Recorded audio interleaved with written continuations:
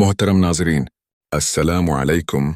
कभी आपने दिल से सोचा है अल्लाह किन लोगों को पसंद करता है? क्या सिर्फ इबादत गुजार, या वो जो लंबे सजदे करते हैं, या वो जो लोगों के बीच खामोश रहते हैं मगर दिल में तूफान छिपाए रखते हैं? क्या अल्लाह का पसंदीदा बनने के लिए कोई खास वक्त आता है, कोई ख्वाब, कोई अजीब सा लम्हा, जब अचानक दिल को सुकून भी मिलता है और आंखों से आंसू भी बहते हैं? क्या कभी आपके साथ भी ऐसा हुआ है कि आप तन्हा हूं, अंधेरे कमरे में, सब कुछ होते हुए भी दिल खाली हो, और उस लम्हे कोई अजीब सा सुकून आपके दिल पर उतरने लगे? शायद वही लम्हा अल्लाह की तरफ से आपके मुंतखब होने की पहली निशानी हो। हमारी रोजमर्रा की जिंदगी कितनी मसरूफ हो चुकी है। सुबह आंख खुलती है, अलार्म बजता है, ट्रैफिक की आवाजें, जल्दी जल्दी तैयार होना, बच्चों की फिक्र, ऑफिस का प्रेशर, असाइनमेंट्स, डेडलाइंस, फ्यूचर की टेंशन, और उसी दौड़ में हम भूल जाते हैं हम असल में कौन हैं और हमारी मंजिल क्या है। कभी दिल थक जाता है तो कभी जिस्म, लेकिन हम रुकते नहीं। बस एक सवाल दिल में कहीं दबा होता है कि क्या अल्लाह मुझसे राजी है? क्या वो मुझे पसंद करता है, या मैं तो सिर्फ एक हुजूम का हिस्सा हूं? लेकिन दोस्तों, अल्लाह कभी भी किसी को यूं ही पसंद नहीं करता। कुछ खास निशानियां होती हैं, कुछ खामोश इशारे जो सिर्फ अल्लाह के पसंदीदा बंदों पर ही आते हैं। हो सकता है आपकी जिंदगी में भी वो लम्हा आ चुका हो जो आपको अल्लाह के करीब ले जा रहा हो, लेकिन आपने उसे पहचाना ना हो। वीडियो को मुकम्मल देखिए, क्योंकि शायद आज अल्लाह आपको वो पहचान देना चाहता है जो आप बरसों से ढूंढ रहे थे। अल्लाह के पसंदीदा लोगों के साथ ये चीज जरूर होती है। पहला इशारा, कभी आपने ये महसूस किया कि कुछ लोग दुखों में भी पुरस्कून रहते हैं? कोई कुछ कह दे, ये चुप रहते हैं, सारा नुकसान सह कर भी किसी के लिए दिल में बुरा नहीं रखते। ऐसे लोग आखिर क्यों मुख्तलिफ होते हैं? क्या ये आम इंसान नहीं होते? क्या उनके साथ कोई खास राज जुड़ा होता है? क्या अल्लाह ने उनके दिल में कोई रोशनी रख दी होती है? या फिर क्या ये लोग वाकई अल्लाह के पसंदीदा बंदे होते हैं? जी हां, ऐसे लोगों के साथ एक खास चीज जरूर होती है। पहली निशानी, वो एहसान करने वाले होते हैं, खामोशी से, खालिस अल्लाह के लिए। ऐसे लोग जिन्होंने सीख लिया होता है कि किसी के साथ भलाई करने के लिए बदला जरूरी नहीं होता। ये वो लोग होते हैं जो इल्जाम सह जाते हैं, जवाब नहीं देते, किसी का बोझ उठा लेते हैं, क्रेडिट नहीं मांगते, सबके लिए आसानियां पैदा करते हैं, अपनी मुश्किल छिपाते हैं। ये वो लोग होते हैं जो किसी के लिए खुल के दुआ करते हैं, चाहे खुद अंदर से टूटे हों, किसी के साथ एहसान करते हैं, चाहे उसने धोखा ही क्यों ना दिया हो। कुरान की रोशनी में और अल्लाह एहसान करने वालों से मोहब्बत करता है। सूरत आल इमरान, अल्लाह उन लोगों को पसंद करता है जो एहसान करते हैं बगैर किसी बदले की नीयत के, जो नरमी अख्तियार करते हैं, जिनके दिल में दुनिया की नहीं अल्लाह की रज़ा की तलब होती है। आप भी रोज़ाना ऐसे मौके पर आते होंगे जहां कोई आपको तंग करता है, कोई हक मार लेता है, कोई बुरा बोलता है, लेकिन अगर आप खामोश हो जाते हैं, बदला नहीं लेते, अपनी नीयत सिर्फ अल्लाह की खुशी पर रखते हैं, तो याद रखिए आपके साथ वो पहला इशारा मौजूद है जो अल्लाह के पसंदीदा लोगों के साथ होता है। अब हमें क्या करना है? अगर आप ये पहचान चुके हैं कि एहसान का मतलब क्या है, तो अब हर मौके पर रद्द-ए-अमल से ज्यादा रहमत को चुनें। हर बार बदला लेने के बजाय खामोश एहसान को अख्तियार कीजिए, क्योंकि अल्लाह का वादा है, मोहब्बत उन्हीं से है जो मोहसिन हैं। दूसरी निशानी, ये लोग गुनाह के बाद शर्मिंदा होते हैं और पलट आते हैं। क्या आपने कभी कोई ऐसा लम्हा जिया है जहां आपको लगा हो कि मैंने बहुत गलत किया है, दिल अंदर से लरस जाए, ज़मीर चुप ना हो और रातों की नींदें उड़ जाएं? क्या कभी आपने ऐसा गुनाह किया है जो कोई और नहीं जानता, लेकिन आपका दिल अल्लाह के सामने शर्मिंदा रहता है? अगर हां, तो शायद आपके अंदर अल्लाह के पसंदीदा बंदे वाली दूसरी निशानी मौजूद है।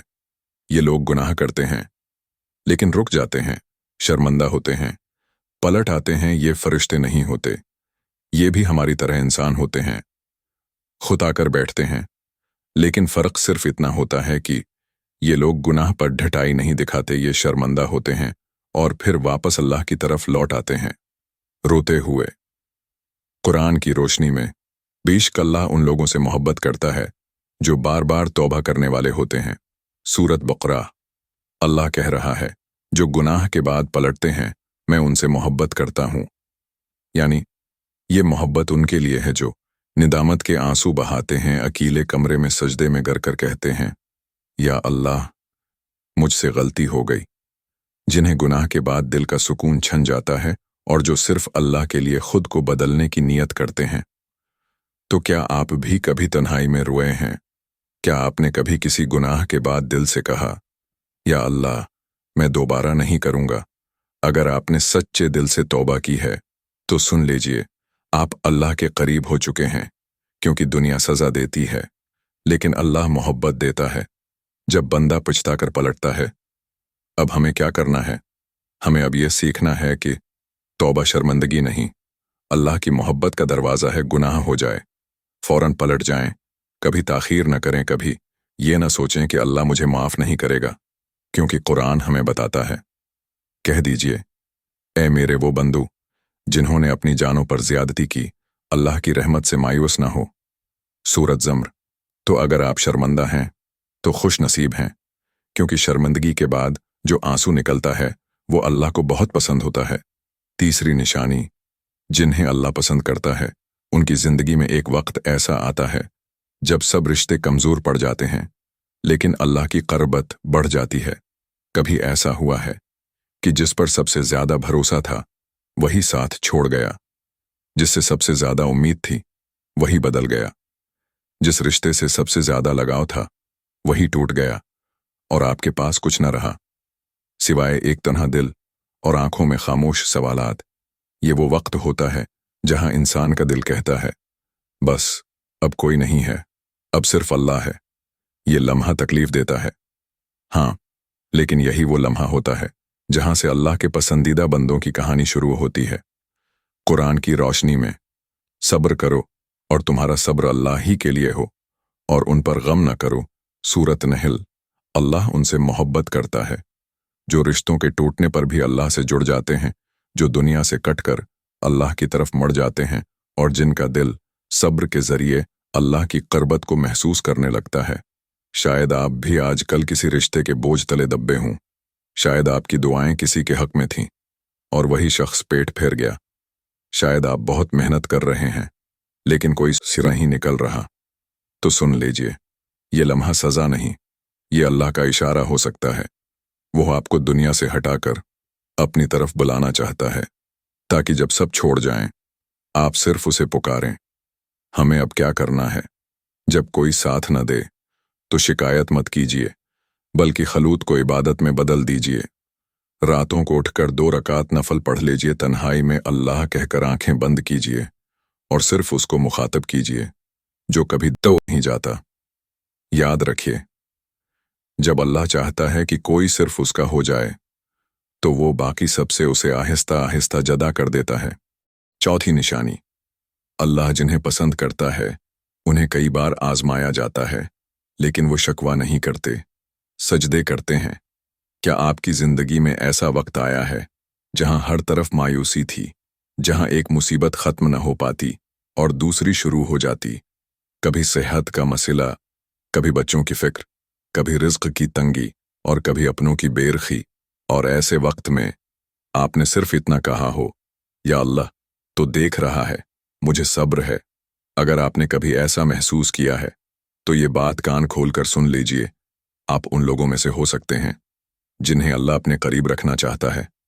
قرآن کی روشنی میں، اور ہم ضرور تمہیں آزمائیں گے، کچھ خوف، کچھ بھوک، مالوں، جانوں اور پھلوں کی کمی سے، اور صبر کرنے والوں کو خوشخبری دے دو۔ سورۃ بقرہ۔ اللہ خود فرما رہا ہے کہ آزمائشیں ان پر بھی آتی ہیں جو صبر کرتے ہیں، یعنی آزمائش سزا نہیں بلکہ منتخب کیے جانے کی علامت ہو سکتی ہے۔ اللہ خود کہہ رہا ہے، بشر الصابرین، صبر کرنے والوں کو خوشخبری دے دو۔ تو اب سوچئے، اگر آپ کے حالات بار بار ٹوٹتے ہیں لیکن آپ کا ایمان نہیں ٹوٹتا، تو کیا یہ ممکن نہیں کہ اللہ آپ کو اپنے مقرب بندوں میں شامل کر رہا ہو؟ क्योंकि अल्लाह की क़रबत हमेशा आसानी से नहीं मिलती, बल्कि बर्दाश्त से मिलती है। अब हमें क्या करना है? जब जिंदगी आजमाए तो चीखने के बजाय सजदे में जागरें, जब नसीब रोठे तो शकवे के बजाय कुरान खोल लें, जब लोग बदलें तो शिकायत के बजाय अल्लाह से अपना ताल्लुक मजबूत करें। याद रखिए, अल्लाह हर उस दिल को आजमाना पसंद करता है जिसे वो अपने करीब लाना चाहता है, और वो दिल जो सब्र करता है वो अल्लाह के अर्श तक पहुंच जाता है। अल्लाह से दुआ है कि हम सबको वो खूबियां आता फरमाए जिनसे वो हमसे राजी हो जाए, और हमारे दिल हमेशा उसकी मोहब्बत से भरे रहें। आमीन।